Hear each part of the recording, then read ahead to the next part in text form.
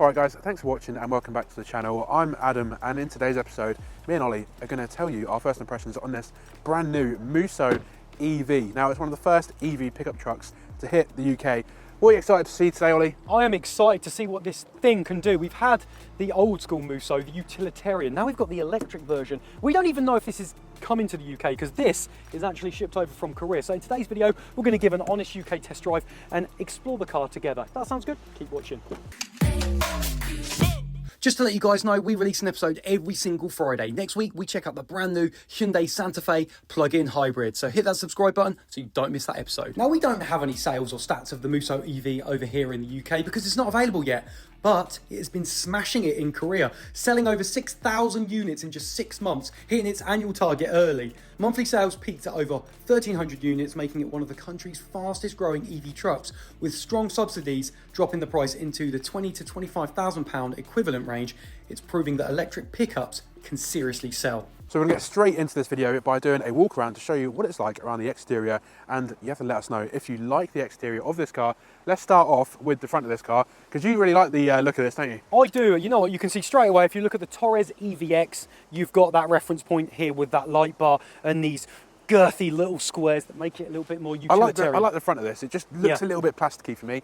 But that's my only complaint, really. I'm just going to prod it. It just moved. I don't know how strong you are, but yeah, it just moved. with my finger, it just moves. That shows you how powerful my fingers are. I think this one's really interesting. I mean, as we come around side, there was a car over there. You can see this one looks quite low and the wheels don't look too big. It does look low. Look, just to give you an idea of ground clearance, there isn't that much. It's like the ground clearance of a normal family-sized car, to be honest. So whether it's going to be very good off-road, I'm not convinced. Yeah, but I mean, it might be comfortable. It's 17-inch rims on this, and I think this is going to be more of an adventure vehicle because why would you, because it's an electric vehicle, you can't tow as much as the other Musso, the payload's not as much. We will talk about that in this episode, but I think this is going to be a little bit of a different type of vehicle. It's not made for the farms, it's not made to work, it's made to maybe carry a couple of kayaks. Fun, surfing. Surfing. Yeah? Yeah. Surfing or you know, fail running, Lake District. So you've got these kind of black cladding around here, which is an event today, so we haven't got loads of time with the car. But you have got a rhino on the side, that's pretty cool. You have to let us know if you would consider this. I have something to say. You've got something to say. Adam, you showed them the rhinoceros, brilliant. Now in Korean, Musso means rhinoceros. That's why it's called rhino, the rhino emblem. It's cool, isn't it? Good to know, I like Now that. I want to show you this, because this is an added option. Great to see this. Because I actually had to go on the Korean website, because you go on the UK KGM website, there's nothing, they don't show you anything.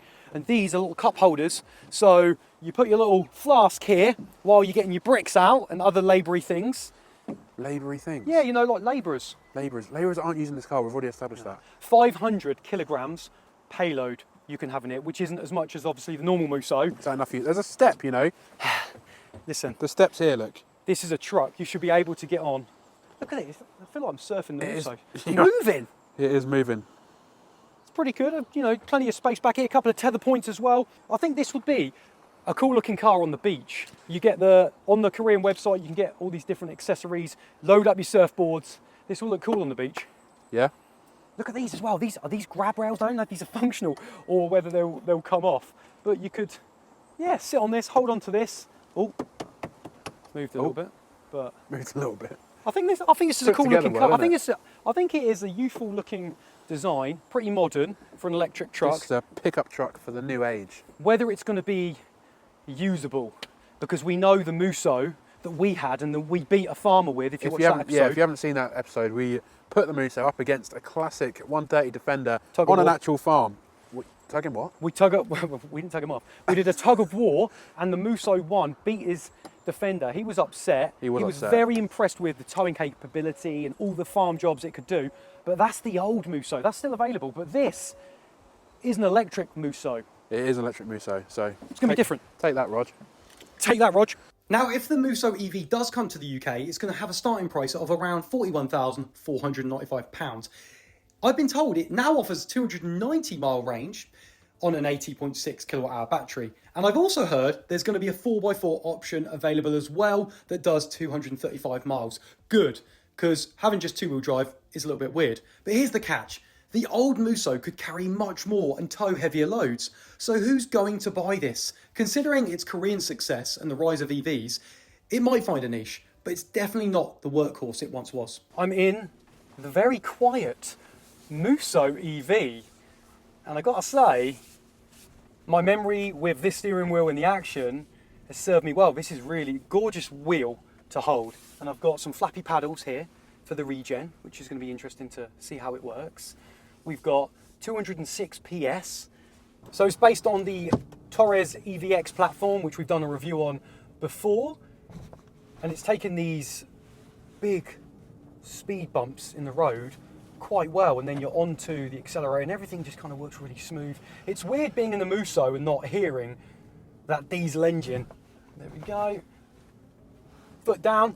Ooh, yeah, okay, so that's got a bit of a kick. Now, just for reference, got 136 miles of range and a 60% battery.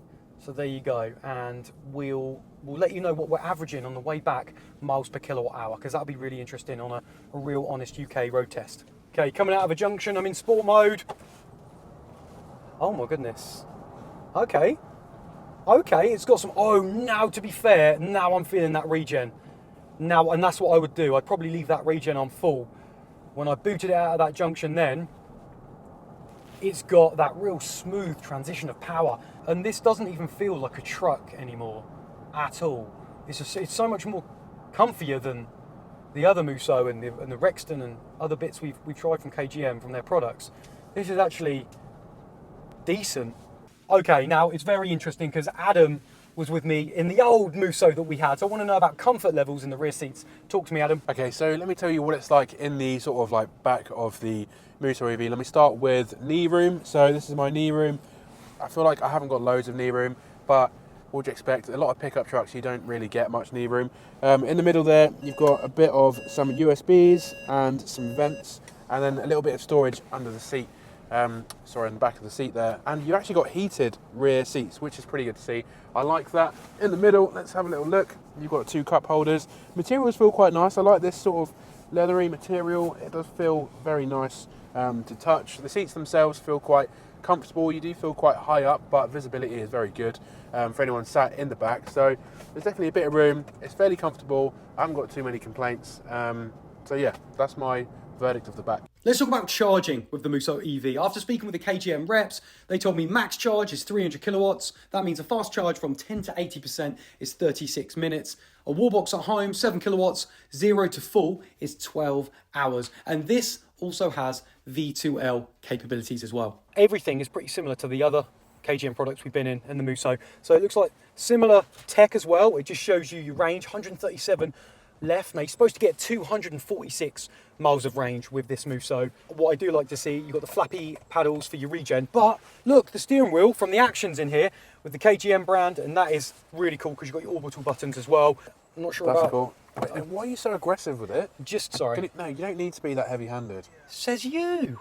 Yeah. You're the most arrogant, aggressive asshole I've met. Like, you are so aggressive. I was Okay. just trying to swipe down. Let me There we know. go, it worked. Well, let us know if you agree. But 137 miles, what's the percentage? 60% down here, it's really small. Right, so it's 60% and 137 miles, so do the math and you'll work out a reasonable range. So anyway, this is our sort of early look of this car. You have to get subbed and stay tuned for the full review when it does come out. But, go on. Okay, well, I can tell you this. This is interesting. So it's been driven for 777 miles. It's got an average 2.1 miles per kilowatt hour with an 80.6 kilowatt hour battery. So let's do the maths. So what did I say? 80 times 2.1, 168 miles. That's not great. So that's your realistic range. I reckon. Well, that's, yeah, this is a fit. Probably 168 to like 200 miles is going to be your realistic range. So if that's enough for you, then this is a great car, great option. Moving on to the middle, so you've got this sort of floating centre console, which it's not too bad. What do you reckon? It's okay. I don't like those ones. You don't love it? I like wireless phone chargers that are flat. Yeah. Save room though. Yeah. Bit of storage down there, so that's good. 2 nice cup holders, and I don't know what you're going to put in here, but most of your storage is Probably a key. underneath, Put your key in there. underneath, isn't it? With 2 USB-Cs and a little 12 volt and some extra storage. Good thing is, favourite button here, press it once, brings up your temperature controls, so you can utilise that.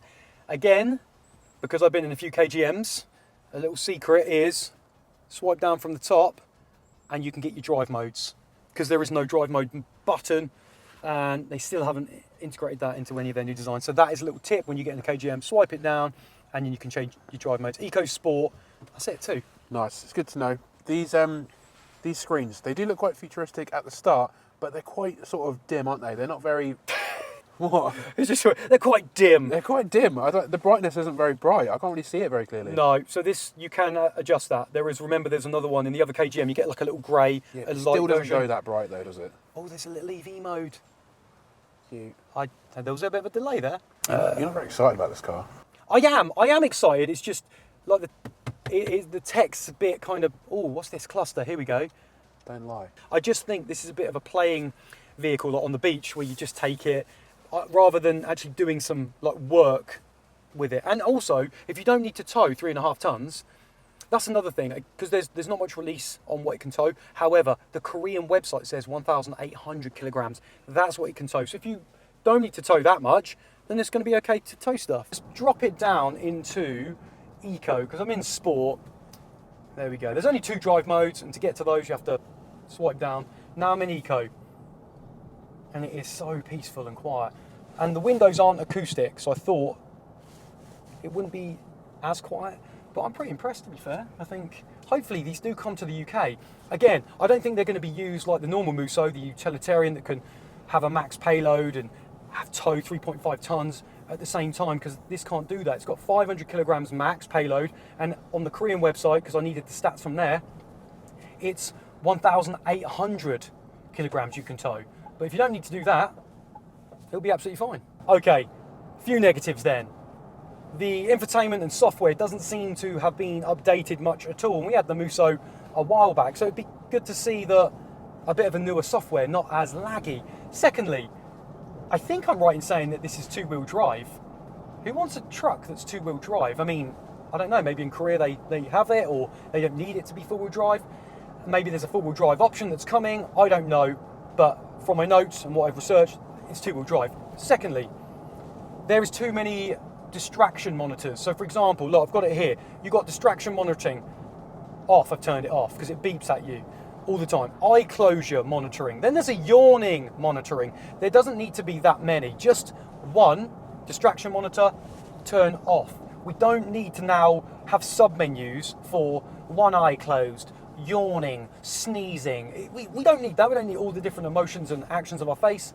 Just have one thing to turn it off. So that's a little bit frustrating. Also range, 246 miles of range on an 80.6 kilowatt hour battery.